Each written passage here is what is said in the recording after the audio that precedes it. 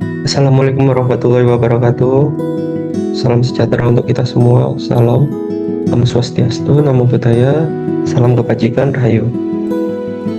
Kenalkan, nama saya Rian Catur Septiawan dengan NIM 14124000019. Pada kesempatan kali ini saya akan mempresentasikan tugas ekonomi teknik, yaitu membuat soal cerita. Dan untuk materi pada kali ini tentang PBB dan DPBB, yaitu payback period dan discount payback period. Untuk soalnya yaitu suatu investasi di perusahaan inti Cakrawala sebesar 800 juta dengan biaya operasional di tahun pertama 35 juta dan di tahun berikutnya naik dengan gradien 13 juta per tahun. Investasinya diproyeksikan memberikan keuntungan 200 juta per tahun dan pada tahun ke-6 ada lamsam pemasukan sebesar 150 juta. Untuk umur investasi direncanakan selama 10 tahun dengan sisa 250 juta. Evaluasi rencana investasi tersebut dengan menggunakan metode PBB dan DPBB jika suku bunga yang berlaku 10% per tahun.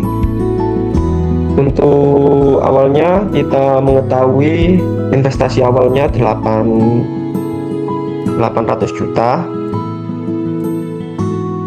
Untuk pendapatan per tahunnya 200 juta. Biaya operasional tahun pertamanya 35 juta. Kenaikan biaya per tahunnya 13 juta. Lamsam di tahun ke-6-nya 150 juta.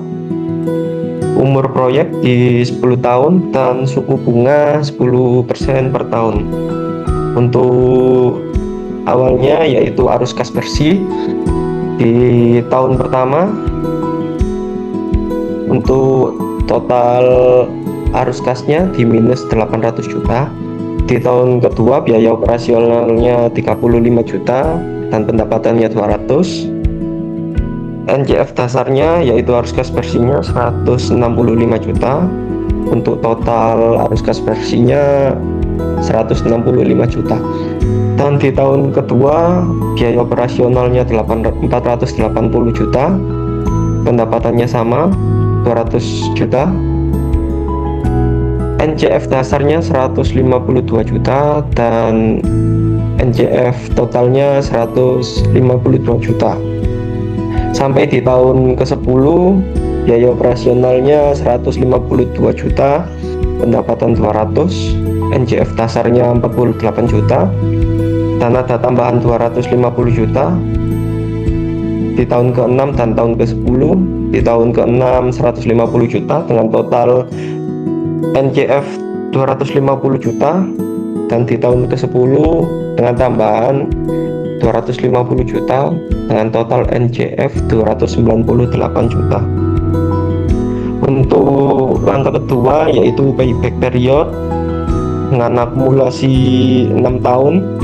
Di tahun pertama NCF-nya minus 800 juta dan akumulasinya minus 800 juta. Di tahun kedua minus 165 juta dengan akumulasi minus 635 juta. Di tahun kedua 152 juta dengan akumulasi minus 483 juta. Di tahun ketiga 139 juta dengan akumulasi minus 334 juta. Di tahun keempat 126 juta dengan minus akumulasi minus 218 juta. Di tahun kelima 113 juta, akumulasinya minus 105 juta. Dan di tahun ke-6 NCF-nya 250 juta dengan akumulasi 145 juta. Dan sisa di tahun kelima. Setelah tahun kelima, sisa 800 juta dikurangi 695 juta dengan hasil 105 juta. Proporsi tahun ke-6 105 dibagi 250 yaitu dengan hasil 0,42. PBB sama dengan 5 plus 0,42 sama dengan 5,42 tahun. Untuk langkah ketiga yaitu discounted payback period dengan suku bunga 10%. Pada tahun pertama NJF-nya minus 800 juta dengan diskonto 10%. NJF terkini 800 juta dengan akumulasi minus 800 juta. Untuk di tahun pertama NJF-nya 165 juta, diskontonya 0,909 dengan NJF terkini 150 juta. Akumulasinya minus 650 juta. Di tahun kedua NJF-nya 152 juta, diskontonya 0,826 dengan NJF terkini 126 juta. Akumulasinya minus 524 juta. Di tahun ketiga NJF-nya 139 juta, diskontonya 0,751, NJF terkini 104 juta, akumulasinya minus 420 juta. Tahun keempat 126 juta, diskonto 0,683, NJF 86 juta, akumulasi minus 334 juta. Tahun kelima 113 juta, diskonto 0,621, NJF terkini 70 juta, akumulasi 264 juta. Di tahun ke-6 250 juta,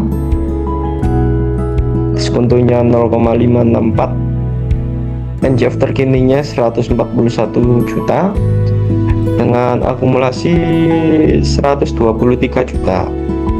Tahun ke-7 87 juta, diskontonya 0,513, NJF terkini 45 juta dengan akumulasi 78 sampai di tahun ke-10 dengan NJF 298 juta, diskonto 0,386 dengan NJF terkini 115 juta dan akumulasi 98 juta.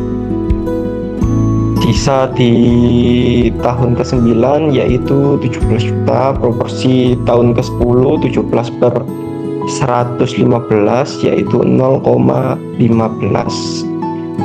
DPBB sama dengan 9 plus 0,15 sama dengan 9,15 tahun. Di langkah keempat kita mencari NPF atau net present value. Dari total tabel di atas, NJF-nya 150 ditambah 126 ditambah 104 tambah 86 tambah 70 ditambah 141 tambah 45 ditambah 35 dan ditambah 26.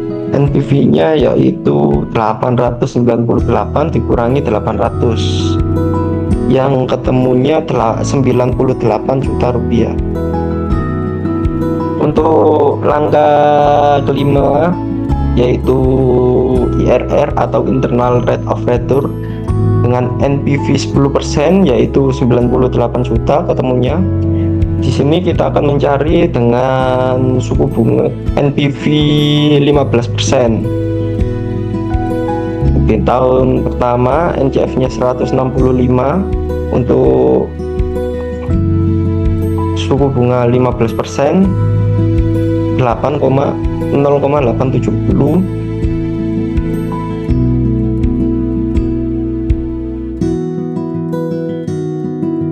dengan nilai akhir 144 juta rupiah.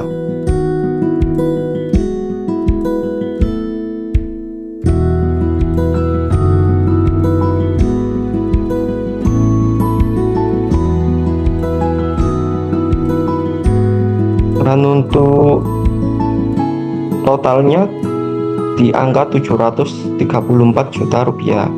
NPV dengan 15%, dengan hasil 734 dikurangi 800 yaitu minus 66 juta rupiah.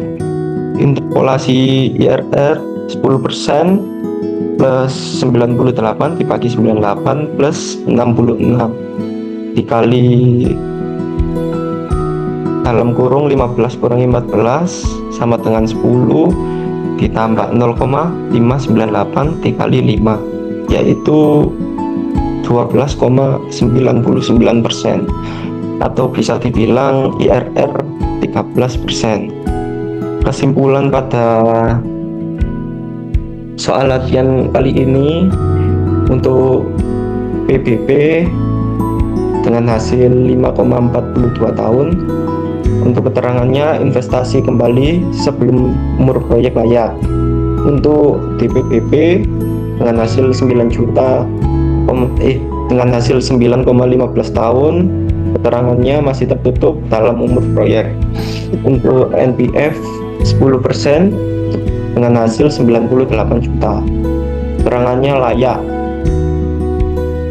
IRR dengan hasil 12,99% atau 13%, keterangannya lebih tinggi dari 10% dan bisa dibilang layak. Sekian presentasi tugas ekonomi teknik pada kesempatan kali ini. Mohon maaf kalau ada kurang lebihnya. Saya akhiri. Assalamualaikum warahmatullahi wabarakatuh.